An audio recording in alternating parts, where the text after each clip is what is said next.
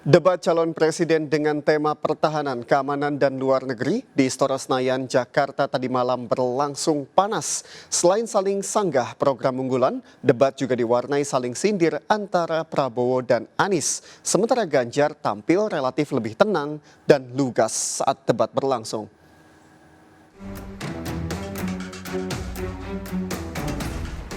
Debat calon presiden Minggu malam berlangsung panas bahkan saat baru dimulai di sesi penyampaian visi misi. Dan 700 triliun anggaran Kementerian Pertahanan tidak bisa mempertahankan itu, justru digunakan untuk membeli alat-alat alutsista yang bekas. Di saat tentara kita lebih dari separuh tidak memiliki rumah dinas. Sementara menterinya punya, menurut Pak Jokowi, punya lebih dari 340 hektar tanah di Republik ini. Debat makin sengit saat sesi saling bertanya antar capres, terutama saat Anies bertanya ke Prabowo dan sebaliknya saat Prabowo bertanya ke Anies.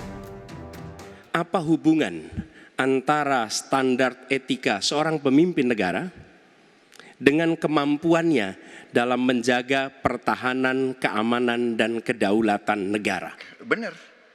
Ya, kita harus beretik dengan benar. Pertahanan ini sakral bagi kita. Ini menyangkut keselamatan kita. Jangan karena ambisi pribadi kita menghasut dan menyesatkan rakyat. Itu etik yang tertinggi. Lalu ada kejadian-kejadian di mana kita semua menyaksikan ketika ada pelanggaran etika dan Bapak tetap jalan terus dengan cawapres yang melanggar etika. Artinya ada kompromi atas standar etika. Standar etika ini fakta, ini fakta.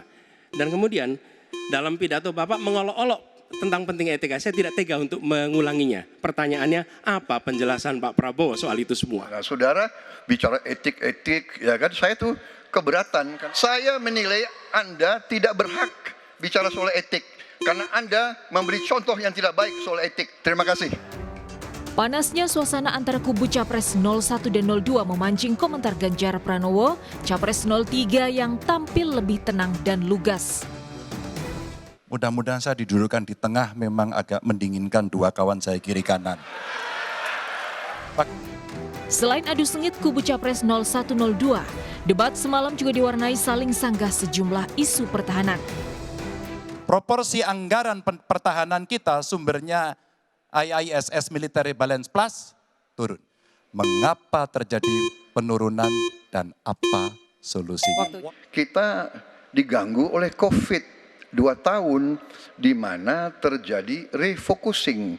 Jadi banyak yang kita ajukan tidak disetujui oleh Menteri Keuangan. Dalam alat perang saya katakan bukan baru dan bekas, tapi usianya.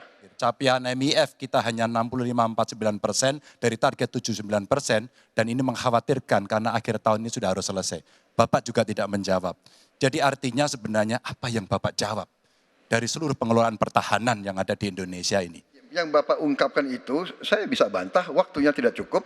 Saya siap berjumpa dengan Bapak, mari kita bahas satu persatu akan saya buktikan. Saya butuh hari ini, Pak.